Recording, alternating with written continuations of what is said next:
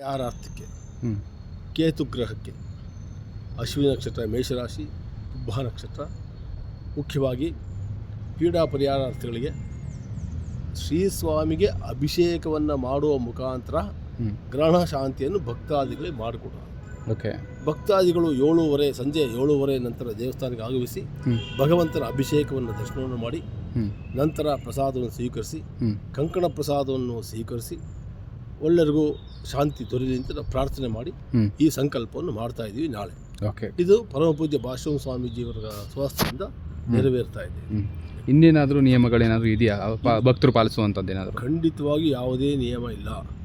ಏನಪ್ಪ ಅಂತ ಹೇಳಿದ್ರೆ ಈಗೆಲ್ಲ ಸುಮಾರು ಕಡೆ ಹೇಳಿದ್ದಾರೆ, ಒಂದು ಬೆಳಿಗ್ಗೆ 6 ಗಂಟೆ ಸೂರ್ಯೋದಯದಲ್ಲೇ ನಾಳೆ ಆಹಾರವನ್ನು ಲಘು ಆಹಾರವನ್ನು ತಗೋಬಾರ್ದು ಅಂತ ಒಂದು ಭಾಗ ಹೇಳ್ತಾರೆ. ಇನ್ನೊಂದು ಭಾಗ ಬೆಳಿಗ್ಗೆ 9 ಗಂಟೆ ಒಳಗೆ ಲಘು ಉಪಹಾರವನ್ನು ಸ್ವೀಕಾರ ಮಾಡುವುದು. ಯಾರು ಸ್ವಲ್ಪ ಅನಾರೋಗ್ಯ ಪೀಡಿತರು, ಗರ್ಭಿಣಿ ಸ್ತ್ರೀಯರು, ಮಕ್ಕಳು ಇವರಿಗೆ ಒಂದು ವಿನಾಯಿತಿಯನ್ನು ಕೊಟ್ಟಿದ್ದಾರೆ. ಇನ್ನೊಂದು ಆ್ಯಕ್ಚುಲಿ ನಿರಾಹಾರ ಮಾಡಿದ್ರೆ ತುಂಬ ಒಳ್ಳೆಯದು, ಶ್ರೇಷ್ಠ. ಆದರೆ ಅವ್ರಿಗೆ ಅಚಾತುರ್ಯ ಇಲ್ಲ ಏನಾದರೂ ತೊಂದರೆಗಳಾದರೆ ಖಂಡಿತವಾಗಿಯೂ ಪಾಲಿಸಬೇಕು ಅನ್ನೋ ನಿಯಮ ಇಲ್ಲ. ಮೊದಲು ಆರೋಗ್ಯ ಮುಖ್ಯ, ನಂತರ ಈ ಶಾಂತಿಗಳಿಲ್ಲ. ಆರೋಗ್ಯನೇ ಇಲ್ಲ ಅಂದಮೇಲೆ ನಾನು ದೇವ್ರ ಪೂಜೆ ಮಾಡಿ ತರ್ಪಣಗಳು ಮಾಡಿ ಏನು ಪ್ರಯೋಜನ?